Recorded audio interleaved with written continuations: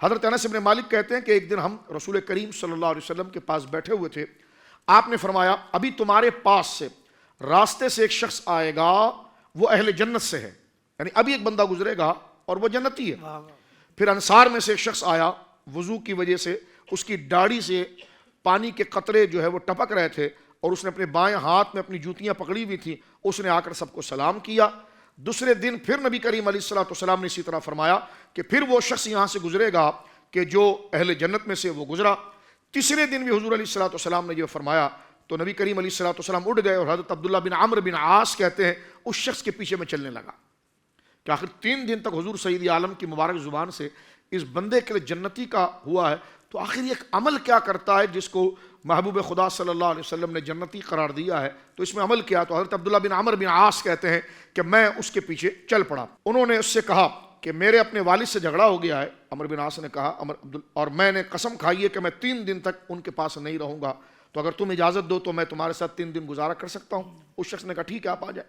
حضرت انس بیان کرتے ہیں کہ حضرت عمرو بن عاص 3 راتیں اس شخص کے پاس رہے, اور انہوں نے اسے تہجد پڑھتے ہوئے نہیں دیکھا. وہ بس عشاء پڑھ کے سو گئے, فجر میں اٹھ گئے, نماز انہوں نے پڑھی, تہجد نہیں پڑھی انہوں نے. البتہ جب وہ نیند سے بیدار ہوتا تو اللہ تعالیٰ کا ذکر کرتا تھا, ایک اللہ اکبر کہہ کر صبح کی نماز پڑھنے کے لیے چلا جاتا تھا. حضرت عبداللہ نے کہا کہ البتہ میں نے اس کے منہ سے سوائے نیکی کے اور کوئی بات نہیں سنی. یہ میں نے خوبی ان کے اندر دیکھی تھی. اب یہ پورا انالائز کر کے ہمیں فارمولہ دے رہے ہیں. جب ہم 3 دن گزرنے کے بعد فارغ ہو گئے تو اس وقت میں اس کے اعمال کو بہت کم سمجھ رہا تھا کہ نہ اس نے رات کو تہجد پڑھی, نہ صلاۃ تسبیح پڑھی, نہ وابین پڑھی, نہ اشراق پڑھی, کچھ بھی نہیں پڑھی. اس نے فرض نماز پڑھتا ہے, کاروبار پر جاتا ہے, آ جاتا ہے, اور میں نے اس کے اعمال کو بہت کم سمجھا. اس نے کہا اے اللہ کے بندے, میرے اور میرے والد کے درمیان جو جھگڑا تھا وہ ختم ہو گیا, اب مجھے اجازت دیجیے تاکہ میں چلا جاؤں. اب لیکن میں نے نبی کریم علیہ السلام سے 3 مرتبہ یہ سنا تھا کہ تمہارے پاس اہل جنت میں سے ایک شخص آئے گا. پھر 3 مرتبہ تم آئے اور تم نے یہ ارادہ کیا کہ میں تمہارے پاس ٹھہروں تاکہ میں تمہارے اعمال کو دیکھوں اور ان اعمال کی پیروی کروں.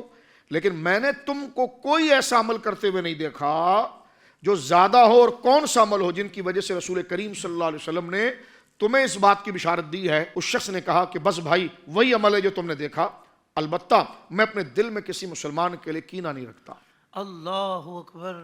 میں اپنے دل میں کسی مسلمان کے لیے کینہ نہیں رکھتا, اور نہ کسی مسلمان کے پاس جو نعمت ہے اس کو دیکھ کر میں حسد کرتا ہوں. نہ کینہ رکھتا ہوں, نہ کسی مسلمان کے گھر کو, مکان کو, گاڑی کو, سواری کو, لباس کو, اس کے بال و بچے کو, اس کے ساتھ لوگ کتنے محبت کر رہے ہیں, کیا کر رہے ہیں, میں اس کو دیکھ کر اس سے حسد نہیں کرتا, اور نہ میں جو ہے کہ وہ کسی مسلمان سے کینہ رکھتا ہوں. انہوں نے اس سے کہا تم ہی یہی خوبی پا رہے ہو جب تو تمہیں رسول کریم صلی اللہ علیہ وسلم نے بشارت ملی, اور اس کی ہم طاقت نہیں رکھتے. یعنی وہ شخص اس قسم کے اندر سلامت اور محفوظ ہے. یعنی کیا بات یہاں پر بتائی, نے رش کیا, انکساری فرمائی. آپ میں بھی یہ وصف موجود ہے, انکساری فرمائی کہ واقعی میں یہی وہ وصف ہے جس کی وجہ سے آپ جنتی قرار پائے.